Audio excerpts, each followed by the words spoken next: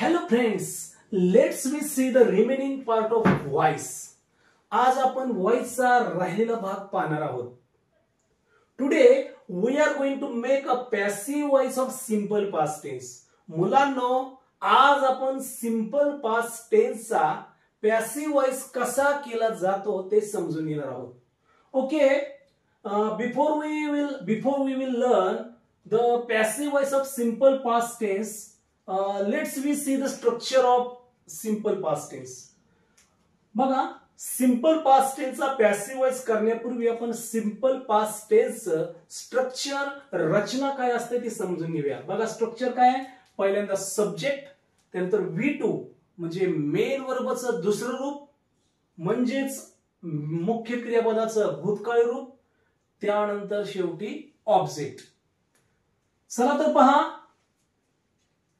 when we have to make a passive voice of simple past tense, which structure should we follow to make a passive voice of simple past tense? ज्यावेळेस आपण simple past tense चा passive voice करतो त्यावेळेस आपणाला कोणती रचना follow करावी लागते ती रचना पाहूया. पॅसिव्ह व्हॉइस करण्याची रचना, पहिल्यांदा ऑब्जेक्ट घ्या, त्यानंतर ऑब्जेक्टच्या वचनानुसार जर सिंग्युलर असेल ऑब्जेक्ट तर वॉज घ्या, जर ऑब्जेक्ट प्लुरल असेल तर वेअर घ्या. याचा अर्थ दिलेला ऑब्जेक्ट जर एकवचनी असेल तर वॉज घ्या, अनेकवचनी असेल तर वेअर घ्या. त्यानंतर मेन वर्बचं तिसरं रूप घ्या, त्यानंतर बाय हा शब्द आणि शेवटी बायने वाक्याचा सब्जेक्ट जोडा. सब्जेक्ट हा नाउन ही असू शकतो किंवा प्रोनाउन असू शकतो. जर सब्जेक्ट प्रोनाउन असेल तर त्या प्रोनाउनची ऑब्जेक्टिव्ह केस म्हणजे द्वितीय विभक्ती जोडा. ठीक आहे, आपण वाक्याद्वारे समजून घेऊया म्हणजे तुम्हाला चांगलं समजेल. बघा, वाक्य असं आहे. वाक्य, ही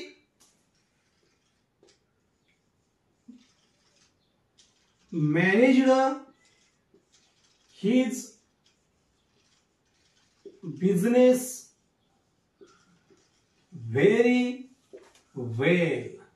He managed his business very well.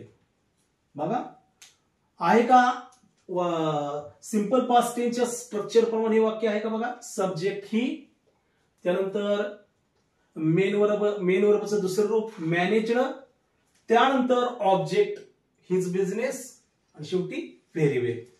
चला पॅसिव्ह व्हॉइस करूया. पीव्ही, पहिल्यांदा ऑब्जेक्ट. ऑब्जेक्ट काय आहे आपला? His business.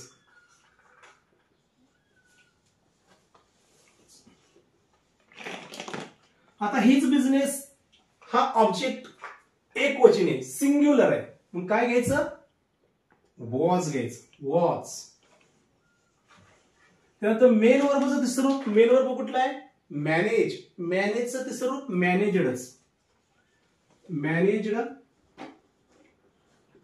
जर वाक्यात राहिलेला भाग असेल तर तो लगेच घ्या. व्हेरी वेल. त्यानंतर काय घ्यायचंय आपल्याला? बाय हा शब्द आणि बायने काय जोडायचं आहे? सब्जेक्ट. सब्जेक्ट काय आहे? ही. आता ही हे प्रोनाउन आहे म्हणून त्याची द्वितीय विभक्ती ऑब्जेक्टिव्ह केस घ्या. हीची ऑब्जेक्टिव्ह केस ही.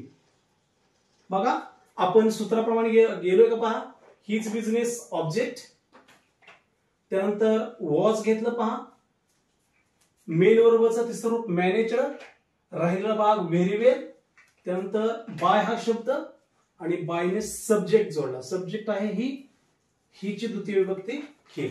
समजलं असेल आपल्याला. दुसरं वाक्य पाहूया.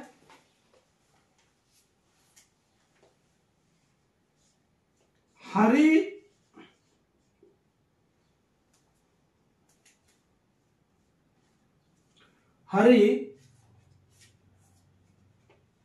joined a new company yesterday.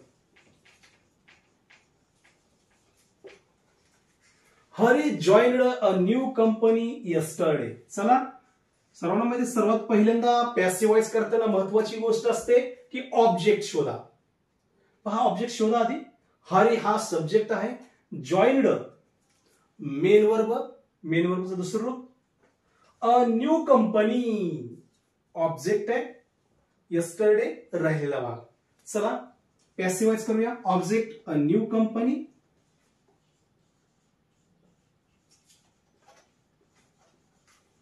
नंतर काय घ्यायचं आपल्याला, वॉज किंवा वेअर. आता न्यू कंपनी हे सिंग्युलर ऑब्जेक्ट आहे म्हणून वॉज घ्या, एकवचनी असल्यामुळे वॉज घेतलं.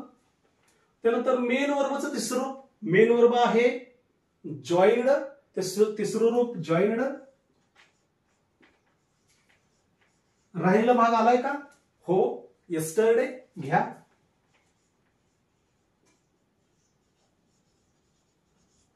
त्यानंतर बाय हा शब्द, बाय, बायने काय जोडा, सब्जेक्ट. सब्जेक्ट काय आपला हरी आहे तसं जोडा, हरी. ओके.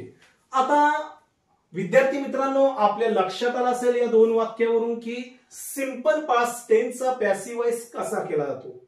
हा पात्र पॅसिव्ह वॉइस करताना आपल्याला कोणत्या महत्वाच्या गोष्टी लक्षात ठेवल्या पाहिजेत. पहिल्यांदा वाक्यातला ऑब्जेक्ट ओळखता आला पाहिजे. त्यानंतर मेन वर्बचं आपणाला दुसरं, तिसरं आणि चौथं रूप माहित असणं गरजेचं आहे. त्याचबरोबर प्रोनाउनची ऑब्जेक्टिव्ह केस देखील आपल्याला माहित असली पाहिजे. ठीक आहे, आज आपण सिंपल पास्ट टेन्सचा पॅसिव्ह वॉइस कसा केला जातो हे शिकलो. आता आपण पुढच्या काळाकडे वळूया, सिंपल फ्युचर टेन्स.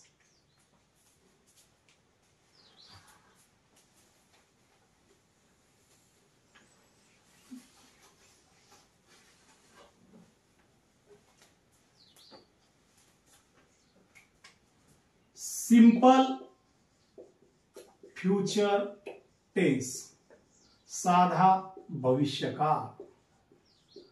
याची रचना काय आहे पहा.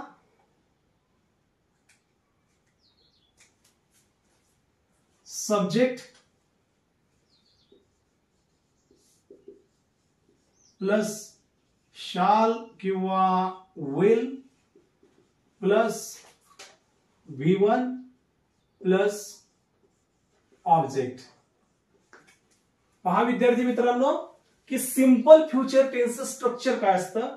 पहिल्यांदा सब्जेक्ट, त्यानंतर शाल किंवा विल हे ऑक्झिलरी वर्ब, त्यानंतर मेन वर्बचं पहिलं रूप म्हणजे मूळ रूप आणि शेवटी ऑब्जेक्ट. ठीक आहे, हीच रचना असते ऍक्टिव्ह वॉइसची. यालाच ऍक्टिव्ह वॉइसची रचना म्हणतात. ज्या वाक्याची सुरुवात सब्जेक्ट न होते आणि शेवट ऑब्जेक्ट न होतो ते वाक्य असतं ऍक्टिव्ह वॉइसचं. चला याचा आपण पॅसिव्ह वॉइस कसा केला तो स्ट्रक्चर पाहूया. पॅसिव्ह वॉइस,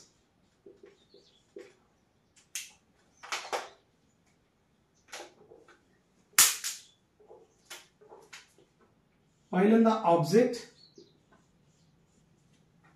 त्यानंतर ऑक्झिलरी वर्ब शाल बी किंवा विल बी, त्यानंतर मेन वर्बचं तिसरं रूप.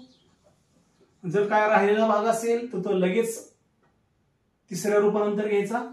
शेवटी बायने सब्जेक्ट जोडा. ठीक आहे, आता आपल्याला सिंपल फ्युचर टेन्सचा पॅसिव्ह वॉइस बघायचं तर आपल्याला हे स्ट्रक्चर फॉलो करावं लागेल. Okay, when we want to make a passive voice of simple future tense, which structure should we follow to make a passive voice?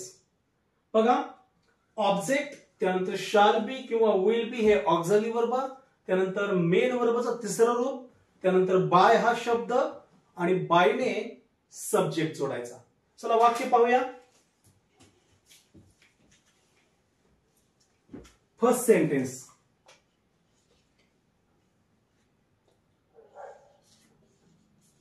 Gauri will make her future very well. Gauri will make her future very well. गौरी तिचं भविष्य चांगल्या प्रकारे बनवेल. Okay, चला याचा passive voice पाहूया. Passive voice करण्यासाठी it is very important to search an object into the given sentence. Okay, बघा पहिल्यांदा ऑब्जेक्ट शोधूया. काय, गौरी हा सब्जेक्ट आहे, विल हे ऑक्झिलरी वर्ब, मेक हे मेन वर्ब, आणि गौरीची क्रिया कोणावर झाली आहे, कोणावर होणार आहे, हर फ्युचर. ज्याच्यावर क्रिया होते त्याला आपण ऑब्जेक्ट म्हणतो. ऑब्जेक्ट आहे हर फ्युचर. घेऊया हर फ्युचर.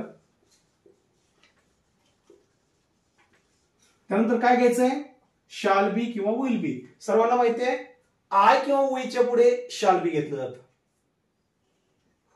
बाकी सगळ्यांच्या पुढे विल बी. त्यानंतर मेन वर्बचं तिसरं रूप, मेन वर्ब मेक, त्याचं तिसरं रूप मेड. राहिला भाग व्हेरी वेल. त्यानंतर बाय हा शब्द, बायने सब्जेक्ट जोडा. सब्जेक्ट काय, गौरी. चला आपण दुसऱ्या वाक्याकडे वळूया.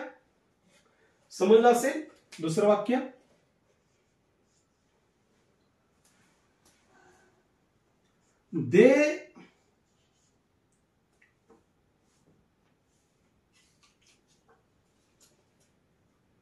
they will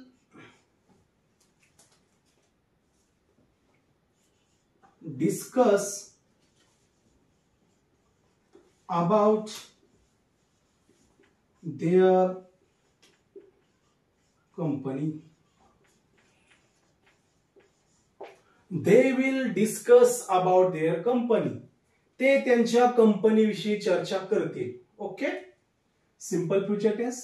चला आपण ऑब्जेक्ट शोधूया. ऑब्जेक्ट काय आहे, कोणती चर्चा करतील, देअर कंपनी, त्यांच्या कंपनी विषयी. अबाउट देअर कंपनी हे ऑब्जेक्ट असेल.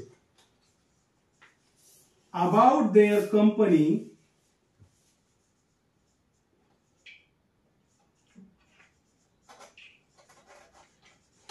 याच्या पुढे सुद्धा काय येईल, विल बी दिल्याप्रमाणे.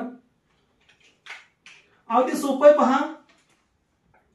जर वाक्यात विल आला असेल आणि त्यापुढे मेन वर्ब असेल, मग मी काय म्हणतोय, वाक्यात विल आला असेल आणि मेन वर्बचं पहिलं रूप आलं असेल तर डायरेक्ट विल बी करून टाका. समजते ना. Okay, about their company will be. शाल आला असेल तर shall be. Okay, about their company will be. त्यानंतर मेन वर्बचं तिसरं रूप, मेन वर्ब आहे डिस्कस, त्याचं तिसरं रूप डिस्कस्ड.